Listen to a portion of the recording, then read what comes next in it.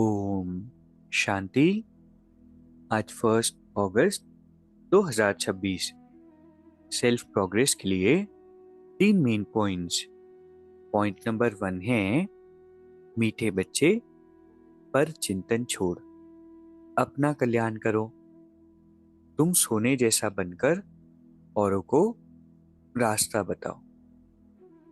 बहुत इंपॉर्टेंट है ना, पर चिंतन करना, उसको छोड़ना कितना आवश्यक है।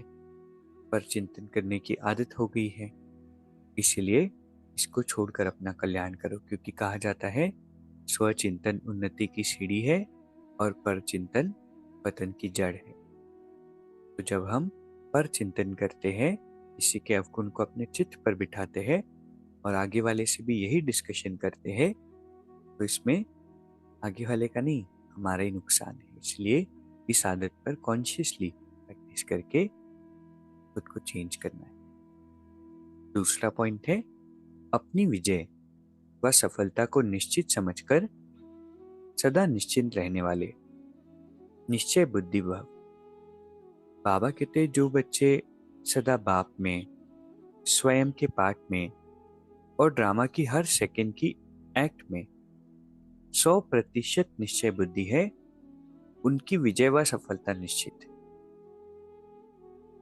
बाबा में निश्चय, खुद के रोल में निश्चय और ड्रामा के हर सेकंड की एक्ट में निश्चय। और कितना परसेंट? 99.9 भी नहीं, 100%। निश्चित विजय होने के कारण वो सदा निश्चिंत रहेंगे, क्योंकि कैसी भी बात हो, कुछ भी चल रहा हो, पता है कि इसमें मेरी जीत होनी है, फिर क्यों चिंता करूं। उनके चेहरे से चिंता की कोई भी रेखा नहीं दिखाई देंगी। उन्हें सदा निश्चय रहता है कि यह कार्य व यह संकल्प सिद्ध हुआ ही पड़ा है। उन्हें कभी किसी बात में क्वेश्चन नहीं उठेगा, डाउट का भी क्वेश्चन नहीं होगा कि बाबा मदद कर रहे हैं या नहीं, फरियाद का भी क्वेश्चन नहीं होगा। तीसरा पॉइंट, सुनने सुनाने में भावना और भाव को बदल देना ही वायुमंडल खराब करना है। जो भी हम सुनते हैं, सुनाते हैं, हर बात का एक भाव होता है, भावना होती है। अगर उसी भाव और भावना से वो बात को कन्वे किया जाए तो वो बात ऑथेंटिक होती है, और अगर नहीं कन्वे किया जाए तो वायुमंडल खराब होता है।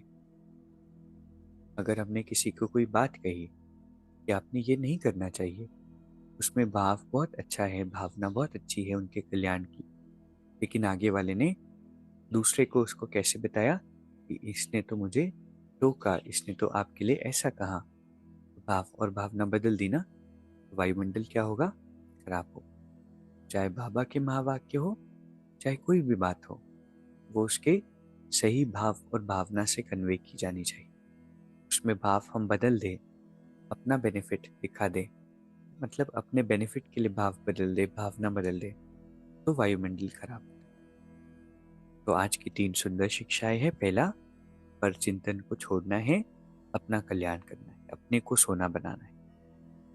दूसरा, अपनी विजय व सफलता को निश्चित समझना है।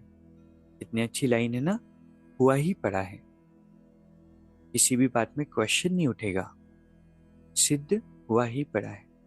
और तीसरा, सुनने सुनाने में भावना और भाव को बदल देना ही वायुमंडल को खराब करना है। अभी 1 मिनट हम मेडिटेट करेंगे।